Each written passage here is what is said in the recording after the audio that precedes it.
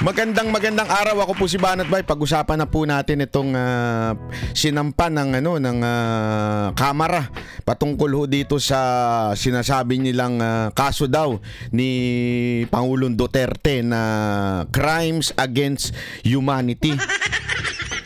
Wala na talaga. Wala na ho talaga hong maisip. Ito hong kamera na ito, kung ano-ano na lang ang maisampa nila. Ganun na lang di ba? Pag-usapan ho natin yan ngayon. Alam nyo kasi mga kababayan, nung akin pong pinapakinggan po yung mga talumpati ng mga ilang ulul nating congressman, napaisip talaga ako Talagang inisip ko ng todo-todo. Meron bang basihan? Meron po bang dahilan? Kahit kapiraso laang na masasabi natin, sige na nga. Siguro nga may kasalanan si Duterte. Siguro nga merong pagkakamali. Diba? Wala ho Alam nyo, nung iniisip ko ng todo-todo ho ito, kaya kayo isipin nyo po. Yung sinasabi nilang crimes against humanity, ito daw ay sa Tagalog, krimen. Diba? Krimen na laban sa mga tao o sa, humanity, ika nga. Especially sa mga Pilipino. Itong krimen daw na ito. Isa-isay natin. Krimen. Krimen po ba ang ginawa ni Pangulong Duterte noong ginawa niyang safety ang ating bansa? Nung ginawa niya pong mapayapa ang ating bansa, yung pinagpapapatay po ang mga kriminal, yun po ba ay crimes against humanity? Isipin nyo na mabuti ho yun Sabihin na nating totoo.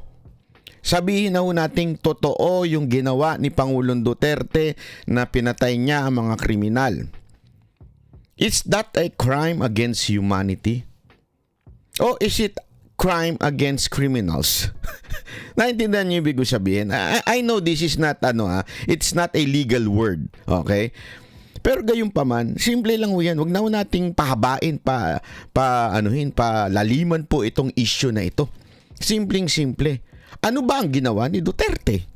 Ang ginawa ni Duterte ay talagang ineradicate niya po ang mga kriminal. Maaring sabihin natin in a illegal way, o di kaya may extra, extra na ginawa siya.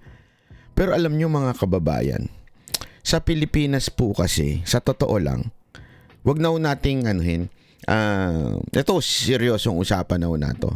Wag na ho natin pong pagbalik-balik ta rin, pero nakakapagtaka na sa Pilipinas mas kinakatakutan ng kriminal kaysa sa pulis.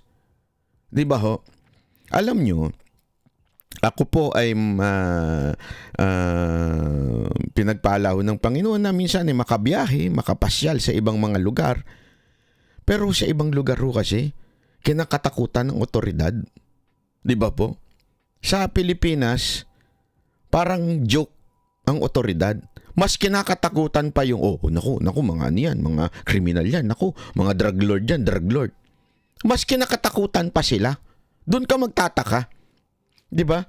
Kaya nga yung ginawa ni Pangulong Duterte ay yan po ay maganda. Kasi natakot po ang mga kriminal noon sa otoridad. Tapos tayong mga ordinaryong Pilipino, we feel safe nung panahon ni Duterte. Ngayon mga kababayan, ano na? Ang kinakatakutan na ngayon, etong mga congressman nating abusado, 'di ba? Yun ang totoo. Dahil pag ikaw lumaban, pumalag sa kanila, kung ano-anong iimbento nilang kaso. Buti na lang din na kahit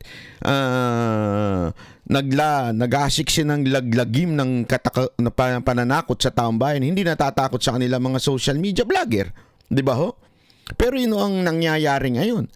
So anong ibig ko lamang pong sabihin? Ano ho ba ang punto? Ang punto, yung sinasabi nilang crimes against humanity, ay isang malaking katarantaduhan po. Bakit ho kanyo? Ang tunay na crimes against humanity ay yung wala kang gawin habang ang iyong lugar o iyong bansa ay pinamumugura ng mali pa yung word ko. Pinamumunuan ng mga drug lord. Yan po yung tunay na krimen. Yung nakikita mo ng kaliwat kanan ng patayan.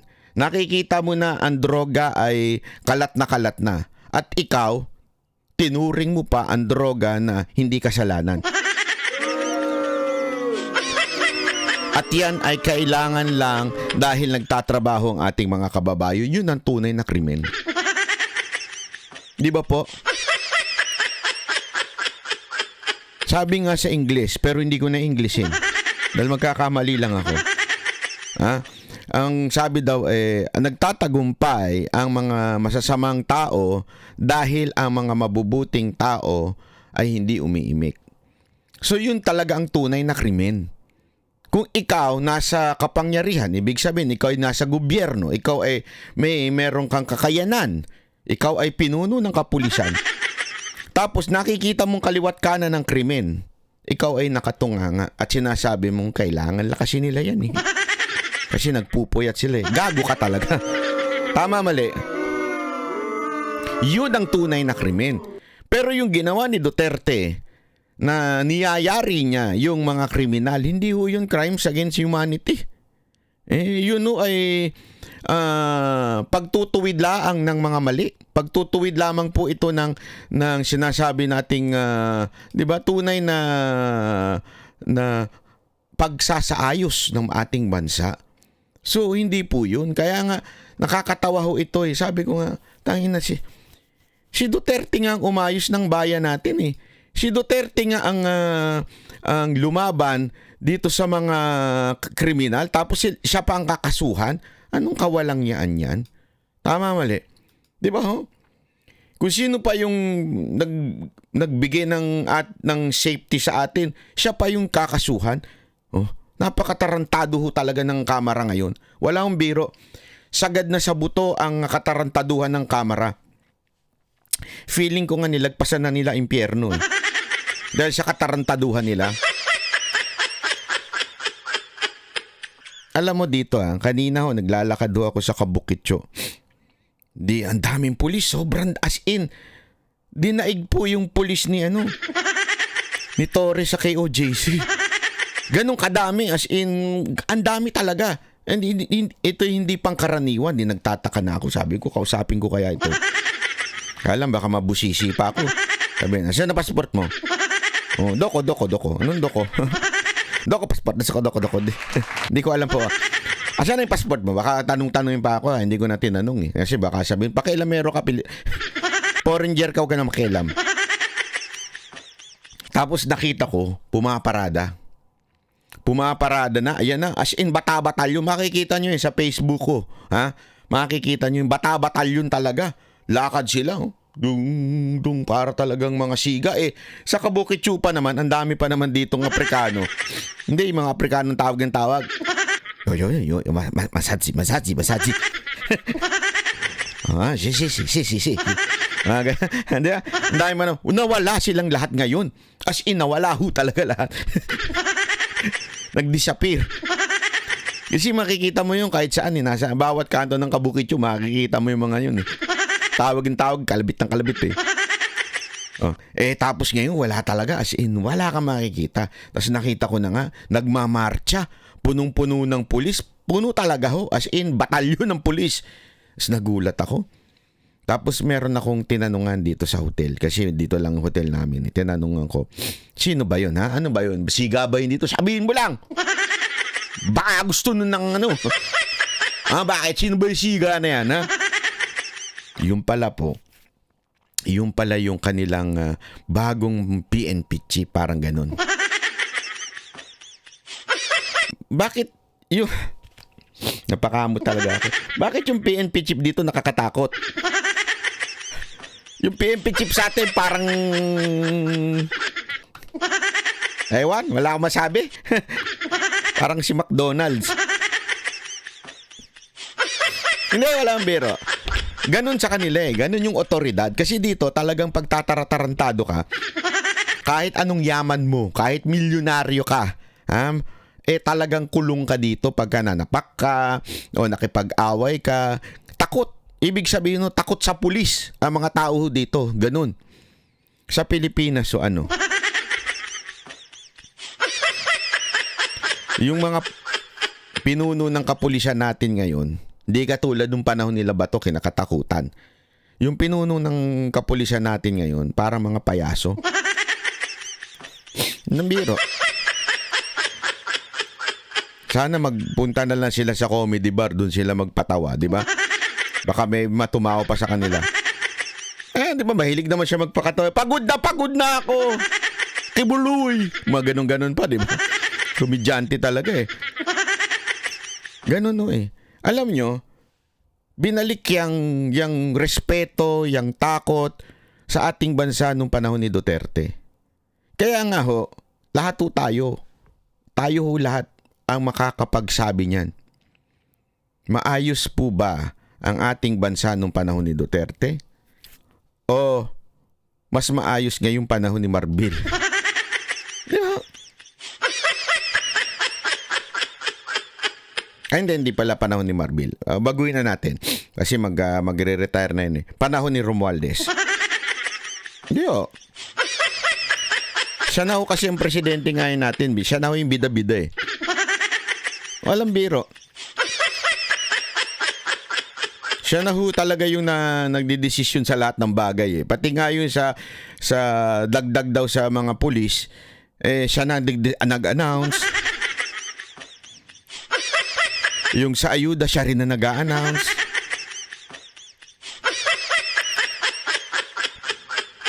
Kaya nga ngayon mga kababayan, panoorin ho natin itong reklamo na crime against humanity kay Pangulong Duterte. At sinagot niya ho yan.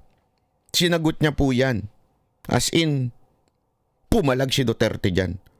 Exclusive dito lang. Kung ano yung pinalag ni Pangulong Duterte. Abang-abangan nyo ha. Panoorin natin to. Wala pang komento si dating Pangulong Rodrigo Duterte sa rekomendasyon ng House Quad Committee. Meron na. Wala lang kayong na-report. Di nyo lang alam. Hindi kasi kayo nagre-research. Saka baliwala naman sa inyo yung sagot ni Pangulong Duterte. Easy. Mamaya papakita natin. Dito lang yan sa social media. Nakasuhan siya kasama ang ilan pang personalidad sa war on drugs ng kanyang administrasyon. Isinusulong din sa Kamara ang reparation o pagbabayad sa mga kaanak ng mga biktima ng extrajudicial killings. Narito ang aking report. Tulad ng reklamong isinampa sa International Criminal Court, Crimes Against Humanity ang inirekomendang ikaso kina dating Pangulong Rodrigo Duterte, Senador Bongo. Chotomate na. Yan. Naggidugulo mo kasi. Pahinang report yan. ng House Quad Committee na duminig sa illegal drugs at illegal pogo operation sa bansa ng nakaraang administrasyon. The investigations brought to light a harrowing narrative of abuse of power and institutional impunity during the Duterte administration. Witness testimonies corroborated by evidence revealed a system that incentivized the Corroborated daw ng evidence. Yung mga ebidensya kanino nang galing?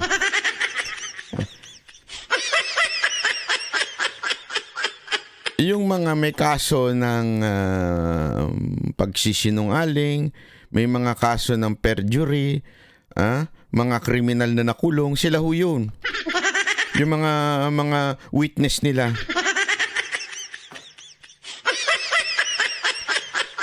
Hindi, ako sa loob-loob ko, siguro unang dinig pa lang ni Duterte to, pinagtatawanan niya nito. Sigurado ako alam mo kasi, maraming klase ng abogado.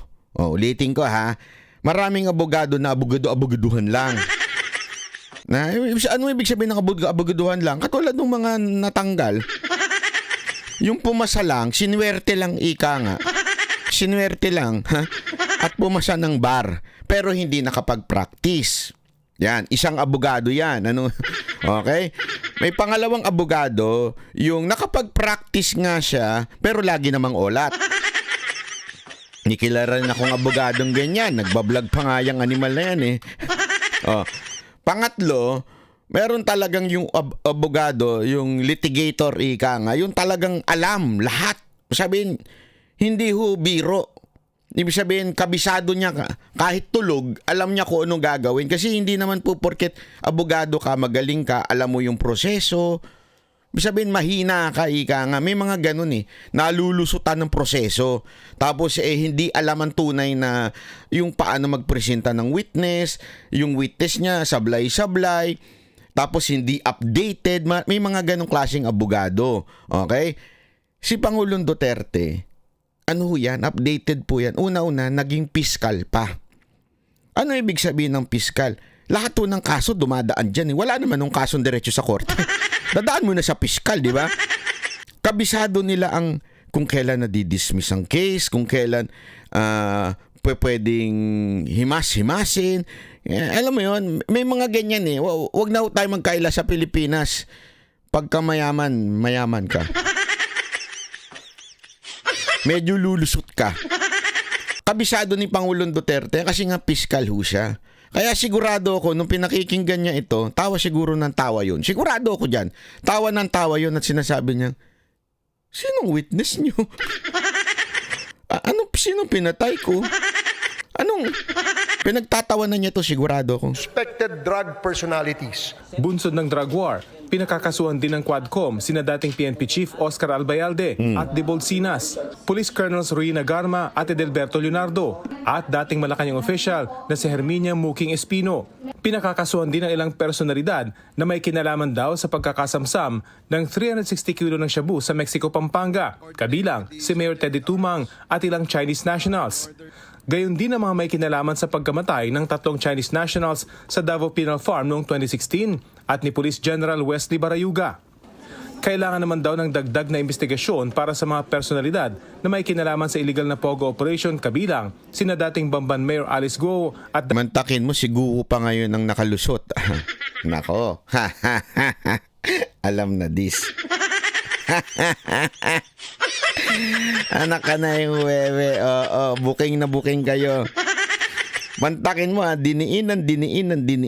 Talagang si Guho ang talagang spy, kinonfirm pa daw ng China, ganyan-ganyan. Lahat na ng kasinungalingan. Ewan ko, sabihin na natin, hindi ko sure kung kasinungalingan o sigurado.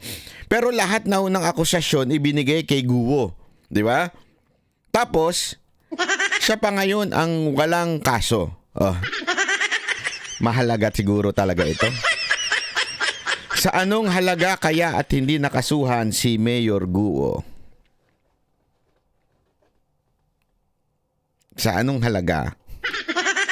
Gaano kaya kahalaga yun? Alam na this, di ba? Anak kayo ng ating presidential spokesperson Harry Roque. This is a defining moment for this Congress, Mr. Speaker. Feeling bayani pa talaga. Defining moment saan pinalaga namin ang mga Duterte.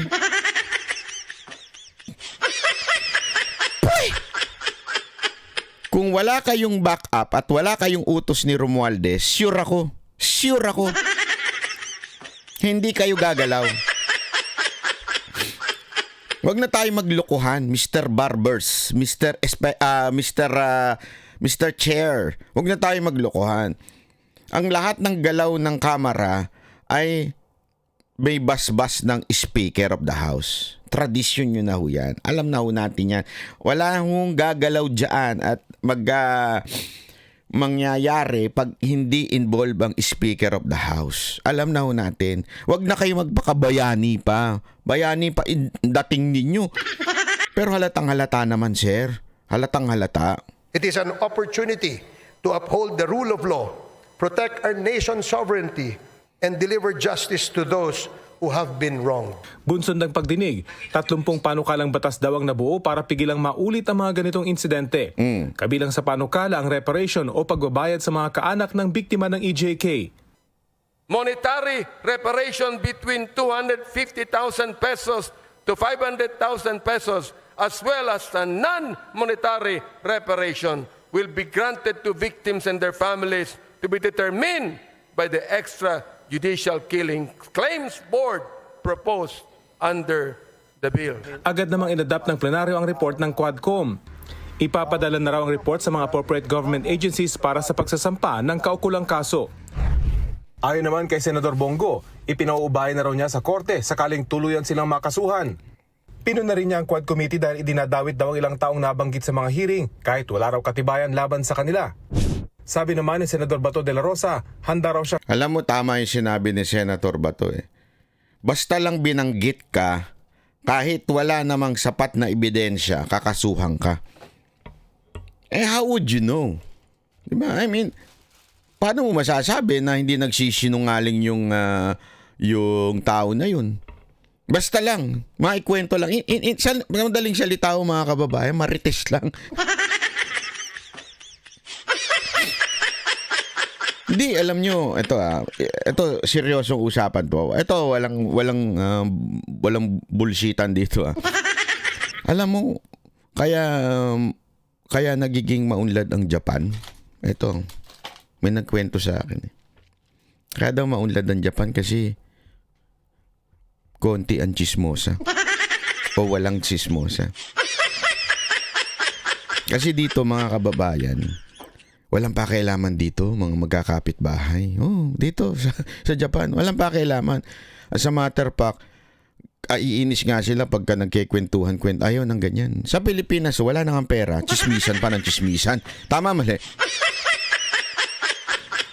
Sa Pilipinas, hindi kumpleto ang chismisan. Pag hindi kumpleto buhay pag walang chismisan, ika nga. Pag uwi sa bahay, kailangan yung mga sorry wag magagalit yung mga matatandang babae minsan pag uwi ng bahay. Bili ka ng coke dyan. Anong coke? Basta yung coke. Bili ka ng coke dyan, tsaka merienda. Magmimerienda kami ni Aling Laila. Magmimerienda kami ni Aling Laila dyan. Kasi pag nagmerienda na sila ni Aling Laila, talagang, hala, sige. Pinagchismisan na lahat. Uso yan eh. Uso nga, kunwari magkakaibigan eh. Pero pagka, kala mo walang GC silang sarili. Putang ina, totoo yan. Ugaling Pinoy yan eh. Yung kunwari magkakaibigan, tapos may kanya-kanya naman GC. Tapos pag chichismisan, alam mo siya. Di ba? Ugaling Pilipino yan. Kaya nga sabi ko sa inyo, kung dito sa Japan, kaya umunlad ng Japan dahil bawal ang chismisan dito. Sa coffee shop nga, solo-solo kayo eh. Pag merong chismisan, may Pilipino dyan, sigurado. Pag nakakita kayo ng mga chismoso dito sa Japan, Pilipino yan. Matik yan. Kaya nga dito, meron silang tinatawag na secret code. Dito ang mga Pilipino, wag na wag kang magkikwento ng kahit ano tungkol sa trabaho mo. Kasi siguradong pagchichismisan ka, aabot na yan hanggang doon sa Nagoya, doon sa Timbuktu, doon sa Hokkaido. Wala ka namang kinalaman doon sa Hokkaido. Napunta doon yung, alam mo ba, si Banat ba? Oo. Only in basta yan sa Japan, pag kami chismisan, Pilipino yan. Asahan mo yan, Brad. Hindi ko nga alam bakit ganun ng mga Pilipino talaga eh. Parang ginawang pastime ang chismisan.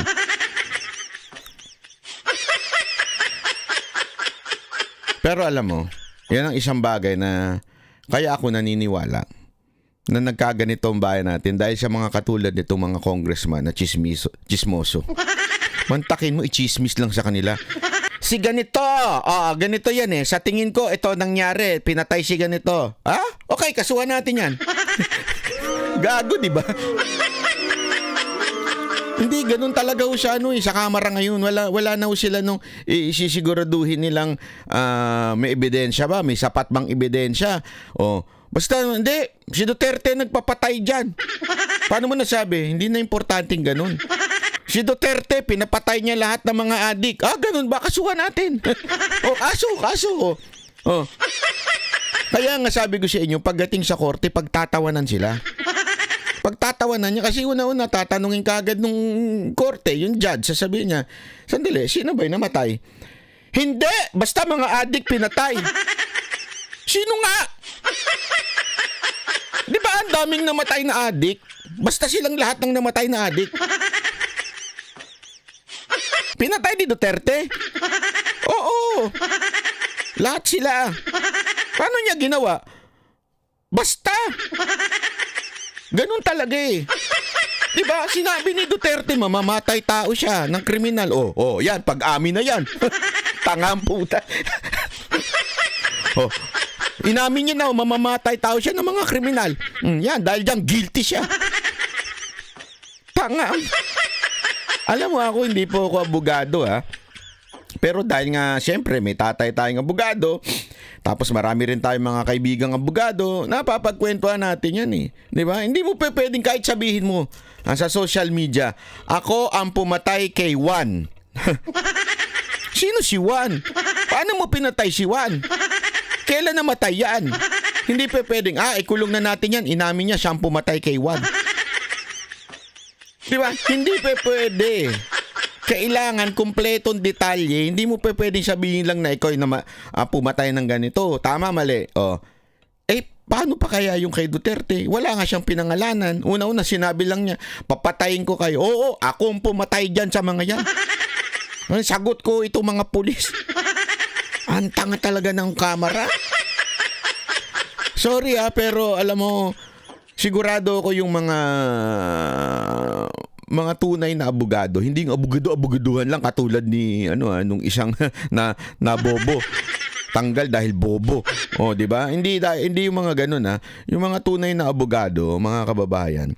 Sigurado ako pinagtatawanan to, yung ganitong klaseng crimes against humanity na ganyan. Naku po, maniwala ko kayo sa akin.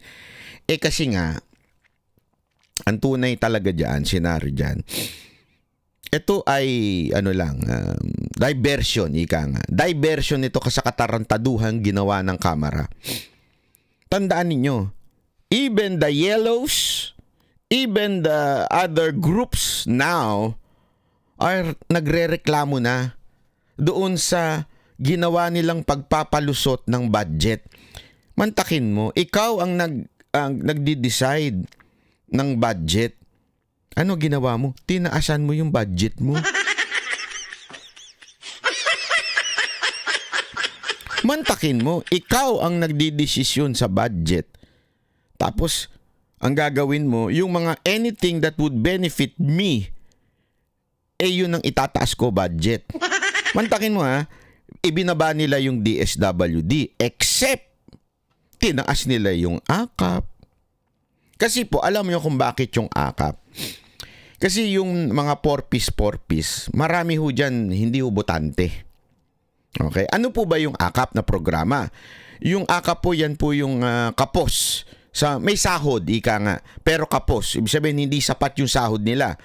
Actually, ang isang daw requirement dyan yung parang certificate of employment mo at saka yung parang payslip, ganyan, di ba? So, ano ibig ko sabihin? Isa kang butante. Bakit? Kanyo, syempre, alam naman natin yung mga lower middle class, yung sumasahod pero kulang, yan mga yan, usually butante yung mga yan, di ba? Pero yung mga 4-piece, yung talagang ikaw sa hirap, hindi na naasikaso yung re-rehistro. Kasi nga, may iba sila talagang sobrang kahirapan. Kaya ngayon, nag-imbento etong DSWD ng AKAP, tapos sinuportahan ito at pinondohan ito ng Kamara. Mantakin mo. Di ba? Tinanggal yung PhilHealth, yung gamot. Kasi nga naman, pag mamamatay ka na, hindi ka na makakaboto. Pag may sakit ka na, iniintindi mo yung sakit mo na lang, hindi ka na boboto, di ba? So, tanggalan ka nang namin ng budget. Sabi pala ni Jam Magno, hindi budget yan, Subsidy daw yan. Ito si Jam Magno, dati ko pa naman kaibigan to. Yung pala, Jam Magno, ingat.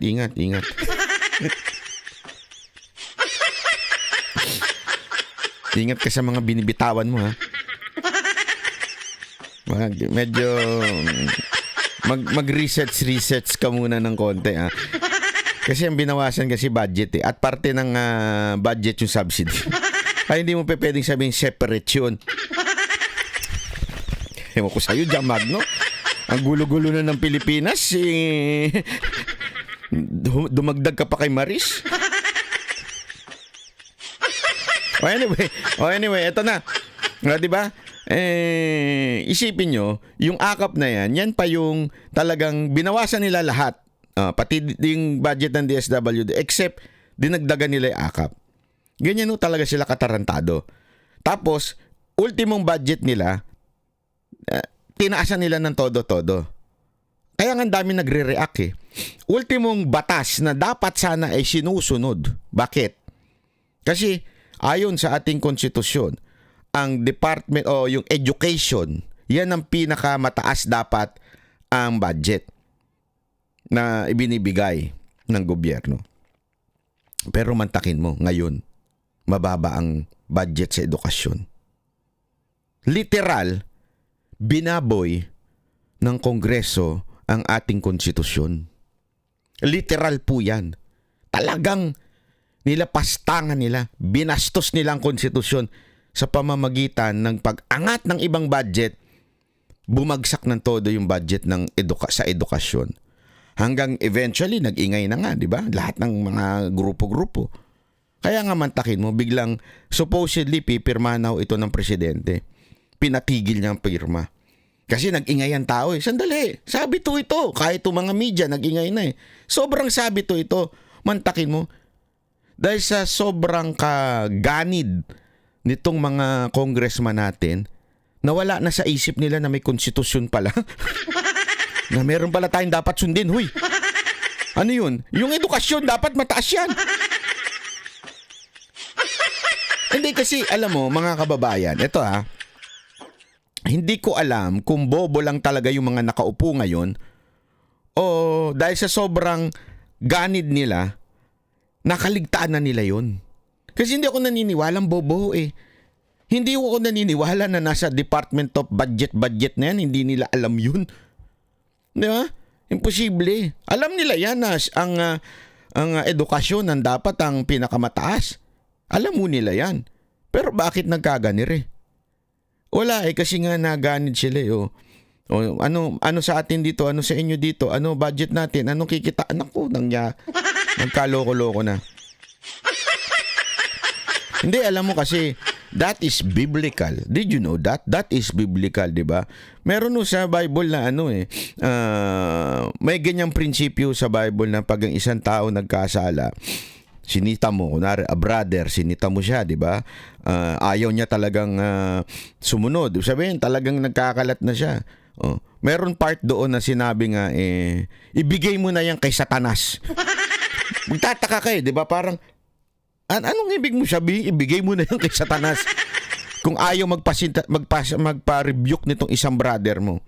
Ang dahilan po kasi doon, ang prinsipyo doon, it's not really to give in to Satan. It's like, hayaan mo yung kanyang sin na talagang, kasi wala na, hindi na siya nakikinig, di ba? Kakainin na ngayon siya nung sin niya. That sin, somehow, hoping and praying that would lead into repentance. Kasi, ang demonyo kasi, pag ikaw pinasok ka na niyan, talagang he will still kill and destroy you. Hindi, walang intention ng demonyo na paligayahin ka. Akala kasi nung ibang tao, ang demonyo para paligayahin ka.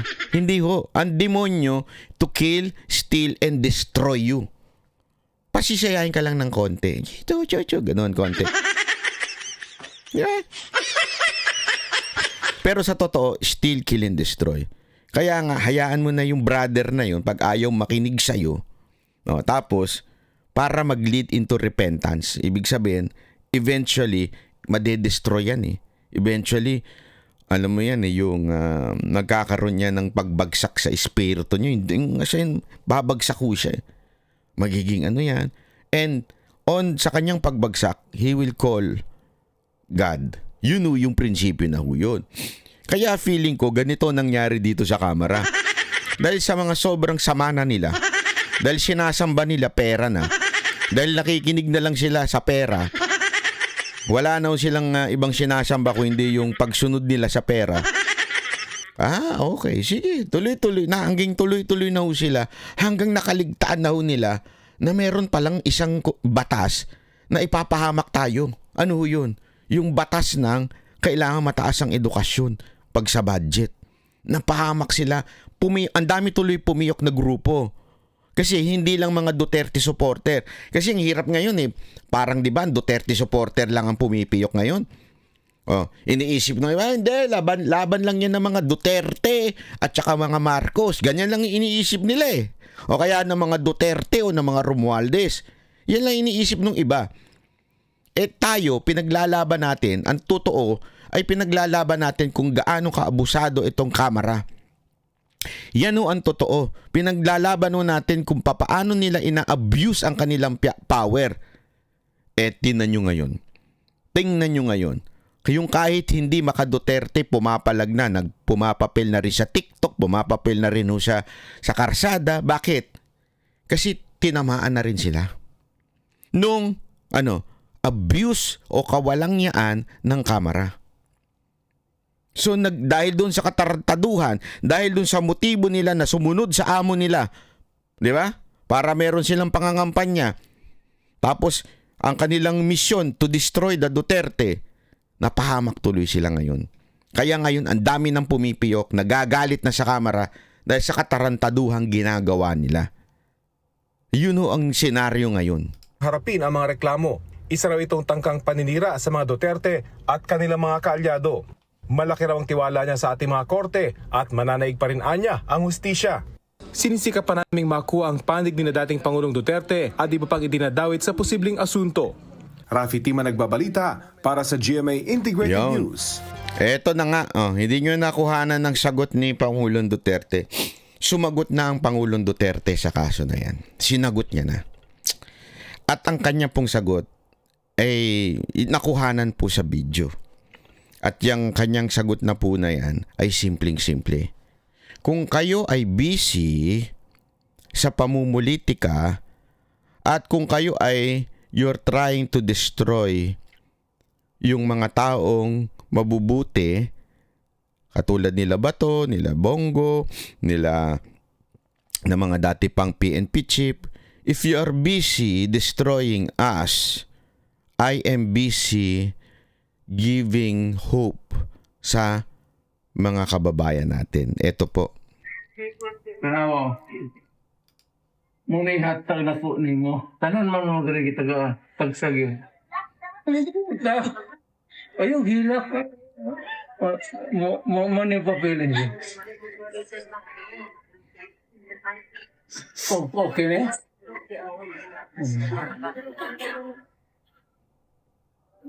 Yung hilak eh. Pasmaran. Kita nyo? Yan o ang pagsagot ni Pangulong Duterte. Busy kayo. 'Di ba? Busy kayo sa matinding pamumulitika nyo. Ako, busy ako na magbigay ng hope para ho sa ating mga kababayan. Yan po ay taon-taong ginagawa ni Pangulong Duterte. Mula pa ng mayor siya, ginagawa niya na po yan. Hindi po siya namumulitika. Dahil sabi ko nga sa inyo, paano mo malalaman ng isang tao ay hindi trapo? Kung siya ay consistent sa ginagawa niya. Eto ho, mula pa nung mayor siya, ginagawa niya na po ito. As in, pinupuntahan niya yung mga kababayan nating may cancer, lalo na yung mga bata. Kasi dyan po malambot ang ating Pangulo sa mga bata. Hindi, alam mo, ito seryosong usapan na ho ito ha. Kasi minsan we miss the reason for Christmas. Ito sana makinig tayo. I'm not trying to be religious here. I'm not a religious person. But somehow we forget the real reason for Christmas, which is the giving of God yung kanyang anak. 'Di ba? The essence of Christmas is John 3:16. Alam na natin, kabisado na ito yan. For God so loved the world that He gave. Ano ibig sabihin nun? Supposedly, ang tunay na pagmamahal ay giving. Love is equals to giving. Christmas is love equals to giving. Minsan kasi pag Pasko, ang puso natin, ano ba yung matatanggap ko? Ano yung pamasko ko sarili ko? Di ba? Yun eh. Ano yung benepisyo ko? Ganyan ang mga congressman. Mr. Speaker, Merry Christmas. Ano ba atin dyan? Mr. Speaker, Pasko na oh. Tinodo namin yung utos ninyo. Kasi binash na kami ng todo-todo ng mga, lalo na to mga banateros na to. Mga gago talaga. Binash na kami ng todo-todo. Paano ba? Mag-break na. Saan ba kami pwedeng magbakasyon ng kabit ko? Di ba? Hindi, totoo. Yan yung talagang senaryo. Kabit muna bago yung, sa Pasko na lang, siya 25 yung asawa. Pero mula ngayon hanggang sa 24, dun muna sa kabit. O, tama, mali. O. Paano na to? Paano kami makakalamyerda, di ba? Alam mo naman, bibili na ako ng patek, ganun. Bibili ako ng Rolex. Bibili ako ng sports car na Mercedes-Benz. Paano na? Dahil namang kukunin ko lang lagi sa tights.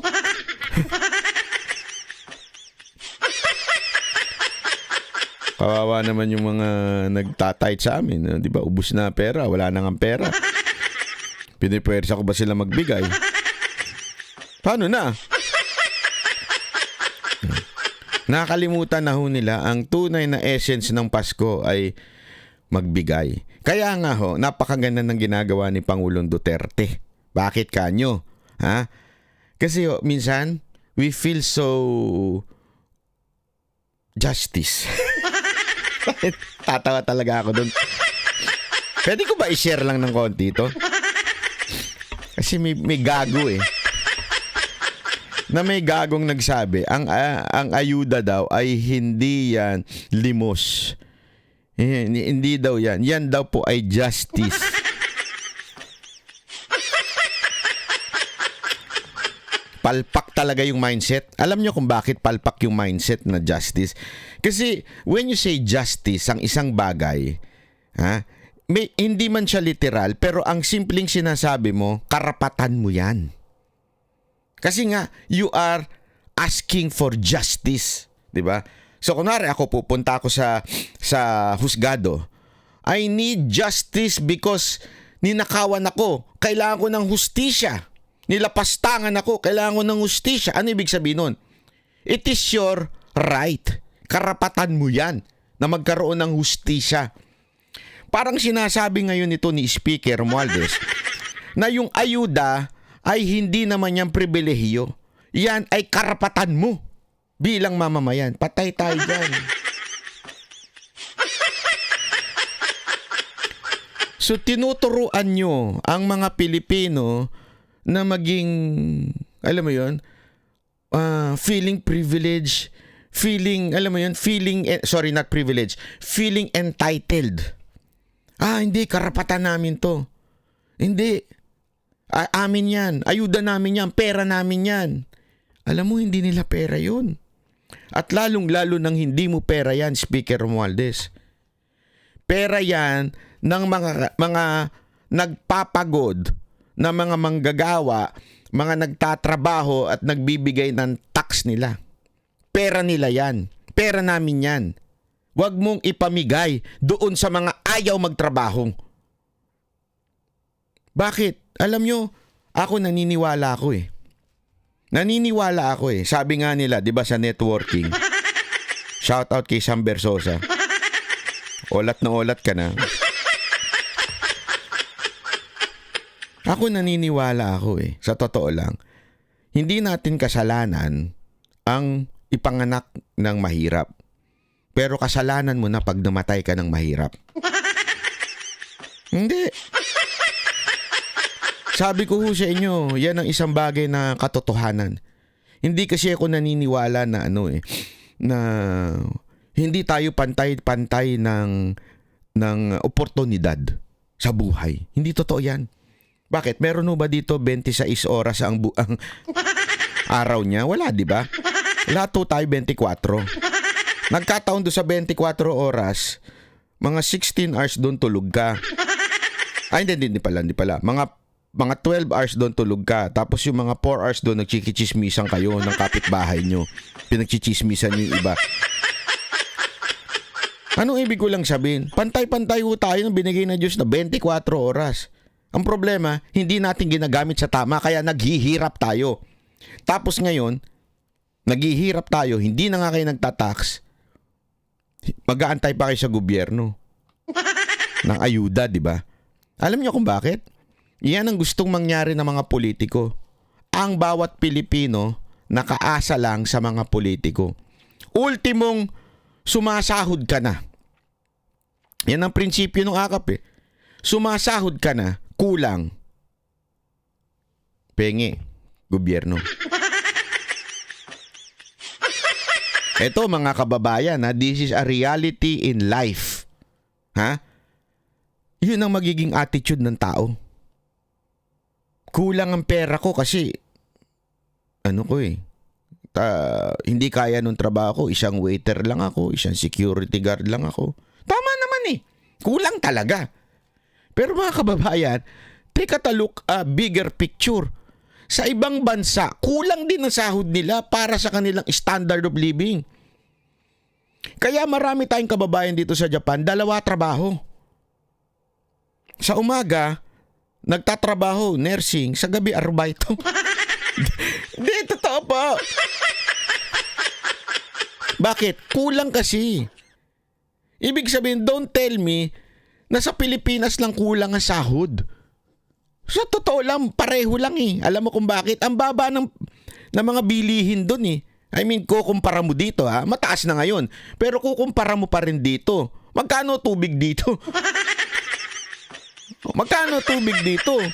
'Di ba? Magkano yung magkano kuryente, magkano internet, paano tumira dito? As in, yung 50 mil mo dito na apartment ay sobrang liit ho nun. Sa atin, ng 50 mil po, nasa BGC ka na. So ano ibig ko sabihin? Yung standard of living dito, mataas kasi. Kaya kailangan nila magtrabaho ng doble, 3, at wala na silang time magchismisan. Minsan lang sa umise. Doon, medyo may siraan ng konti doon. So anong punto ko? Sa Pilipinas, ginagawa kayong tamad. Kulang ang sahod ko, hingi dala ko sa gobyerno ng AKAP. Sino congressman dyan magdadala ng AKAP? Yun ang boboto ko. Tanga. Hindi mo alam, binibigyan ka ng ganito pero magkano ninanakaw sa'yo. Ikwentahin nyo yan yung AKAP na yan. Magkano yan? 21 billion sa congressman. Tapos ilang billion lang sa Senado. Pagka kinwenta mo yan at dinivide mo, ang laki. Meron nga gumawa ng computation yan eh. Ang laki bawat distrito. Milyon. Tapos ang pinamimigay lang 5,000, 2,000 sa iilang tao. So sa madaling salita, business-wise, panalo. Panalo negosyo. Di ba? Kumita ng siguro mga mababa na 50 million yung isang congressman. Ang pinamigay lang niya mga 2 million, 3 million. Dinaig pa yung yung mga networker di ba? Yung overpriced na mga produkto sa networking. Mantakin mo, sabon binibenta ng 1,000. Di ba po? Anong ibig ko lamang pong sabihin? Kaya tayo nagiging ganun yung bayan natin. Hindi nagtatrabaho. Dahil, dito nga sabi ko nga sa inyo, pag nakipagkwentuhan kayo sa mga Hapon, kahit sa Pilipino, Hapon, 2 trabaho nila. Yung mga estudyante, nasa gabi, nasa mga club. Tama, mali? Anong club? Yung mga nagsiserve ng mga drinks. Ganun. Kayo naman, dudumi ng isip nyo. Wala namang club dito na katulad sa atin, may nagsha-shower. Walang ganun dito. Hindi ko lang alam siguro. Hindi, totoo naman. Hindi ko naman alam yung mga ganyang bagay dito. Alam mo naman tayo dito, mga lang, yung mga inom-inuman lang na may ihaw-ihaw. Yan ang favorite natin dito. Hindi, pero may mga kababayan ako dito. Siyempre, nakakakwentuhan natin sa mga umisi. Sa gabi, talagang trabaho sila umisi. Tapos, kikwento nila, sa umaga nagtatrabaho pa kami. Sabi ko, bakit? Hindi po ba sapat yung kinikita ninyo sa umisi? Kasi mahal lang, siyempre, alam naman natin, pagka umisi, ang mahal dyan, di ba? Laki ng kinikita. Sapat naman. Kaya lang, siyempre, mataas ang standard of living dito. Tapos, panay message pa yung mga jowa namin sa Pilipinas. Oh, si inanay nagkasakit. Si kuya nagkasakit. Si tatay, si uncle nagkasakit. Lahat na lang ng kamag-anak na nagkasakit sa inapunta, no? Hindi, totoo naman eh. Kaya ganyan sitwasyon ng mga OFW dito, kahit yung mga residente dito, ganoon na ang kanilang sitwasyon. Talagang ubusan ng pera. Kaya nagtatrabaho sila. Hindi sila humihingi ng ayuda. Nagaantay sa gobyerno. Alam mo, nauso lang ang ayuda dito nung panahon ng pandemya eh. Kasi bawal nga lumabas eh. Pero ngayon walang ganun. Yung antay ako ng gobyerno para bigyan ako. Tapos kung sino man yung hapon dyan na magbigay, siya ang buboto ko. Wala. Only in the Philippines yan. Na wala akong trabaho. Pengen ko ayuda. 4 piece tayo. May trabaho ko, kulang sahod. Akap tayo, akap. Ina niyan. Tapos, ano nangyayari? Pag uwi, nakatambay sa labas, nagiinom. Sino? May kasamang mga kachismisan. Si kuya, si pinsan. Inuman tayo, Brad. Kahit hindi weekend, inuman ng inuman. Tambay ng tambay. Hindi mo napansin? Ang daming tambay sa Pilipinas. Wala naman mga trabaho. Pero magrereklamo, wala kaming pera. Kailangan namin ng akap. Andiyan naman si congressman. Aliga, pila tayo kay congressman. Saan ka nakakita ng gusto mo magpagamot, pipila ka sa mga congressman? Gusto mo nang kailangan mo mag-survive, pipila ka sa... Ano, talagang ginagawa ba tayong patay gutom nitong mga congressman natin? Ginagawa ba tayong parang, kailangan nyo kami para mabuhay kayo? Ang alam ko, ganyan, jowa lang eh. Di ba? Hindi ako mabubuhay nang wala ka. Mga eksena ng mga jowa eh. Lalo na yung mayaman. Bagong chismis yan. Google nyo na lang. Ayun, bagong chismis yan eh. Yung, I cannot live without you. Sabi niya doon sa kabit niya. Nangyari siya nung... hindi ko... nakalimutan ko na kasi hindi ko kilala yung tao na yan eh. Pero sikat daw yan, sabi nung kaibigan ko eh. Na yung bagong humabol eh. Akala nila yung pinali na yung kay Maris. Bago matapos ang taon, may humabol pang isang iskandal. Google nyo na lang yan. O kung may alam dyan na link, i-link nyo na lang sa ibaba para naman makachismis din yung iba nating kababayan. Ako, hindi ako nakichismis dyan ha. Chinismisan lang ako, nakinig lang ako. Habang nasa trend. Nakikinggan ko lang. Chinismis lang sa akin. Anyway, ito na nga po yung sagot ni Pangulong Duterte. Ito yung sagot niya sa mga kagaguhan po ng ating Kamara. Sa kanya, nagbibigay po siya ng hope sa ating mga kababayan. Ayan po, yan. Para, di ba?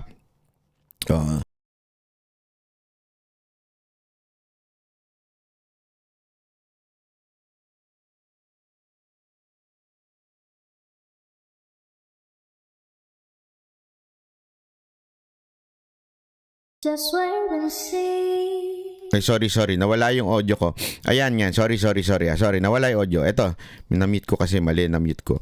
So, yun na nga po. Ito po yung ating Pangulong Duterte na habang... Ito yan, yung bata na yan, yan daw po ay pinangarap lang makita si Pangulong Duterte at nung nakita ho, tuwan-tuwa ho siya. Kaya, alam nyo, taon-taon ginagawa ni Pangulong Duterte. Minsan, gawin din po natin ngayong Pasko yan. Maghanap po tayo ng pagpapalain. Ibig sabihin, we look for people to bless instead of asking or dreaming na ito, pamasko ko to sa sarili. Kasi uso na ngayon yun, yung pinapamaskuhan yung sarili. Okay naman din yun. Pero wag nating kalimutan din na magbigay ng pamasko sa mga walang, alam mo yun. Kasi katulad nga, alam mo, ayoko na lang banggitin pero Wag na nga. Sama. Kasi pag nagbigay ka daw, wag mo nang banggitin.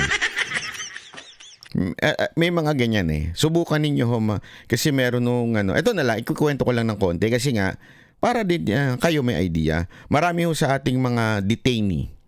Katulad doon ni Pastor Kibuloy, mga detainee, hindi naman ho talaga may kasalanan. Bakit? Wala lang silang abogado. At marami sa kanila pinabayaan na ng kanilang mga pamilya. Kaya nga meron na sinamahan ng Banateros na grupo na tumutulong po sa mga yung mga detainee na walang abogado kasi ngayon namin na-realize ng todo kahit ako lalo na ako na pag wala kang pera kulong ka. Ganun sa Pilipinas. Bakit? Ang hirap kumuha ng abogado, napakagastos. So maraming mga detainee hindi naman talaga may kasalanan dahil lang wala silang abogado. Pinagtripan sila ng mga mayayaman dyan, pinakulong, since wala kang pang bail, kulong ka ngayon, detainee ka. Dahil detainee ka, iniwan ka ng pamilya mo, napakaraming ganong sitwasyon. At yan din po ang nakita ni Pastor Kibuloy. Kaya ang grupo po namin ay naging bahagi po ng pagtulong dyan sa mga kababayan natin naman ng mga, alam mo yun, mga wala hong dumadalaw. At namigay ho tayo ng mga grocery doon. Dahil nga po, ito sinishare ko hindi para wala akong sa inyo. Kayo, gawin din po natin yun. Let's, yan, you make it na ang Christmas dapat ay to bless people. Not to wait for Christmas gift. Yan po ang ginawa ng ating Pangulong Duterte na sana po ay gawin din po natin. Kasi yan po talagang essence. Alam ko nakakaburyo, nakaka-stress ang traffic sa Pilipinas pero